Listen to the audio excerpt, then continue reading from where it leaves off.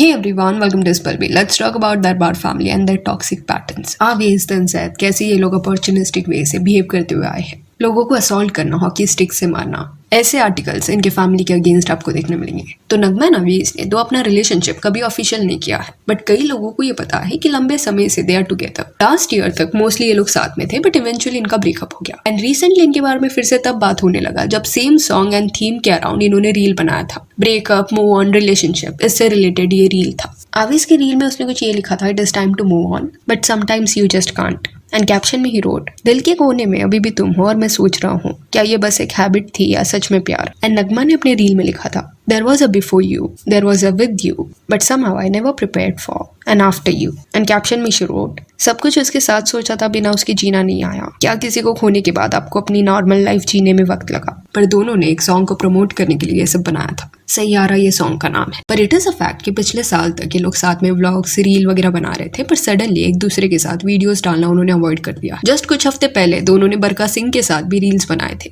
And इसकी shooting Switzerland के trip के वक्त हुई थी। पहले आवेश पोस्टेड, देन नगमा।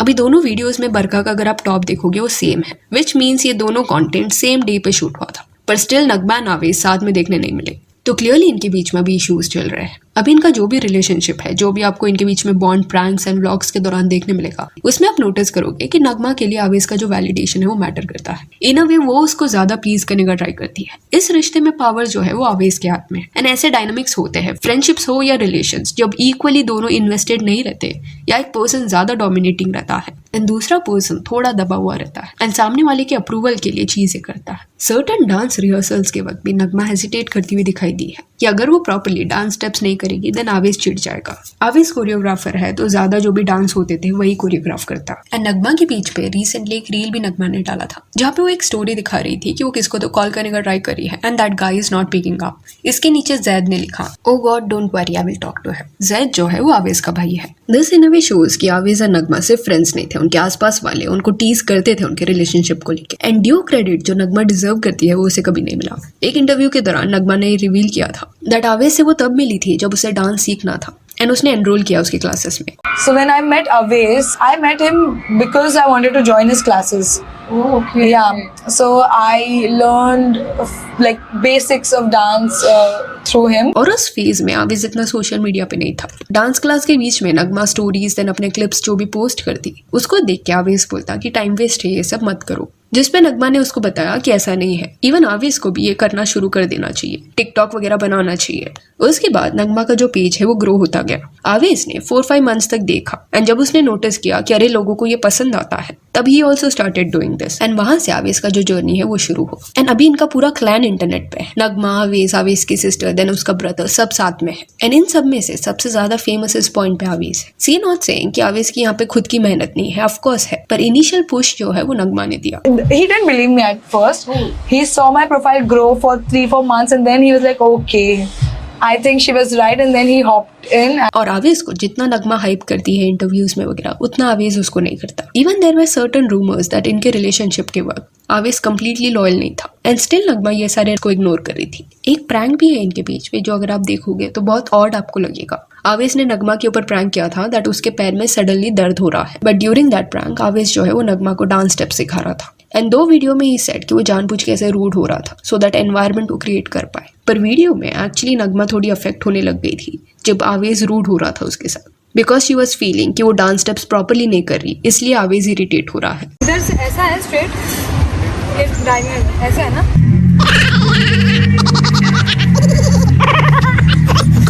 सी अंडरस्टूड ये प्रैंक था, प्रैंक के नाम पे वो रूड हो रहा था, बट इसमें जिस वे से नगमा का रिएक्शन देखने मिला उससे ऐसा लग रहा था कि आवेश का ये जो इरिटेटिंग बिहेवियर है वो पहले बार फेस नहीं करी। बिकॉज अगर कोई चीज नॉर्मलाइज नहीं है एंड पहले बार हो रही है देन क्विक रिएक्शन किसका भी ये होगा कि क्या हुआ है, क्यों ऐसे बिहेव किया जा रहा है उसके साथ, या खुद के लिए एटलीस्ट स्टैंड लेगा कि ऐसा रूड बिहेवियर वो टॉलरेट नहीं करेगी। But it felt as if कि नगमा के लिए दिस इज नॉर्मल। वो बार बार पूछ रही थी कि वो प्रॉपर कर रही है कि नहीं डांस स्टेप। यहाँ पे वो कॉन्फिडेंट नहीं दिख रही थी एंड इनके रिश्ते में ये दिखता है कि नगमा ज्यादा इन्वेस्टेड है। एंड जनरली ऐसा होता है कि एट टाइम्स लोग जब इतना ज्यादा प्यार में पड़ जाते हैं और वो भी ऐसे रिश्ते में जहाँ पे सामने वाला इतने एफर्ट्स नहीं डाल रहा, देन धीरे धीरे वो खुद का पर्सनालिटी लूज करते हैं। सेल्फ रिस्पेक्ट, कॉन्फिडेंस को साइड में रखा जाता है। खुद का पर्सनालिटी बिल्ड करने की जगह वो अपने पार्टनर को प्लीज करने पे फोकस्ड रहते हैं एंड उनके अराउंड अपना पूरा पर्सनैलिटी बिल्ड करते हैं। It is not a good feeling. Reason being आप चाहे कितने भी अमेजिंग पर्सन क्यों ना हो, एक सेल्फ डाउट कॉन्स्टेंटली रहता है। खुद का पोटेंशियल आप रियलाइज नहीं कर पाते क्योंकि आपका जो कॉन्फिडेंस है वो दूसरों के वैलिडेशन पे डिपेंडेंट रहता है। मे बी नगमा सोलो जाती है, पूरा दरबार फैमिली क्लैन के साथ पार्टिसिपेट नहीं करती, तो शायद उसका करियर ग्राफ कुछ और होता। पर शी डिसाइडेड कि आवेज एंड उसकी सिस्टर जो रूट लेंगे वही रूट वो फॉलो करेगी। It is always very important to know कि कब एक सर्कल से आपको बाहर निकलना है, अगर वो हेल्दी नहीं है तो। अगर आप वहीं पे स्टक रहोगे तो इट वोंट हेल्प। जैसे डैम फैम जब पीक पे था, उस पॉइंट पे मृणु एंड अनिरुद्ध ने डिसाइड किया था टू लीव इट।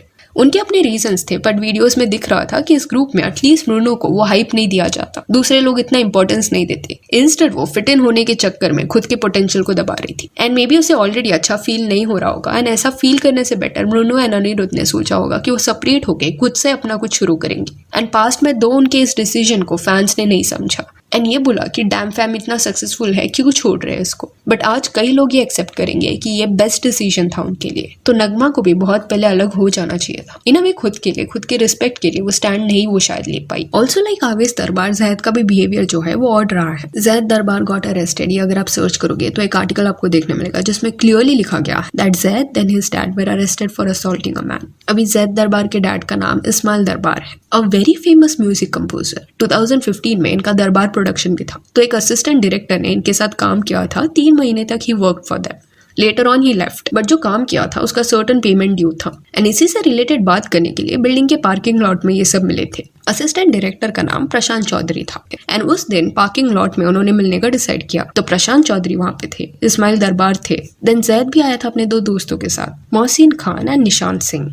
इनके बीच में कॉन्वर्सेशन हुआ जो बाद में आर्ग्यूमेंट में बदला एंड फिर चीजें अगली हो गई। According to Prashant, Zaid then उसके 2 दोस्तों ने हॉकी स्टिक से उन्हें असॉल्ट किया। इवन जैद के डैड ने भी उनको असॉल्ट किया। कुछ फोटोज भी देखने मिले थे जहाँ पे प्रशांत चौधरी के फेस से खून वगैरह आ रहा था, जिसके बाद वो पुलिस के पास गए एंड दरबार फैमिली के जो भी लोग इसमें इन्वॉल्व थे, फ्रेंड्स जो भी इन्वॉल्व थे, उनको अरेस्ट किया गया। पर लेटर ऑन बेल पे ये लोग बाहर आ गए। ये जब हुआ था उस फेज में जैद का एज जो है वो 21 ईयर्स था एंड न्यूज में तभी असिस्टेंट डायरेक्टर का जो फोटो दिखाया गया था उससे ऐसा दिख रहा था कि बहुत बुरे वे से उसको मारा गया है। देन ये भी बोला गया दैट एक पॉइंट पे इवन आशना हेगडे जो है वो जैद को डेट करी थी। एंड लेटर ऑन जब इनका ब्रेकअप हुआ तब अपने एक वीडियो में आशना ने ये बताया कि जो भी उसका पास्ट रिलेशनशिप था वो एक्सट्रीमली टॉक्सिक था। यहाँ पे उसने कहीं भी किसका नाम नहीं लिया, पर लोगों ने डॉट्स कनेक्ट किए है कि पास्ट में शी वाज डेटिंग जैद दरबार, तो मे बी उस एक्स बॉयफ्रेंड के बारे में यहाँ पे वो बात करी है। एंड आशना के साथ जब जैद रिलेशनशिप में था तभी betrayed her and got involve with someone else. और वो जो समवन एल्स थी उसके साथ जब वो था उसी फेज में ही मेट गौहर एंड गौहर के लिए उस पर्सन को उसने अबैंडन कर दिया। एंड अभी Zaid is married to Gauhar. So yeah that's it for this video. Do let me know कि दरबार फैमिली का ये जो पैटर्न रहा है इसके बारे में आपका क्या कहना है।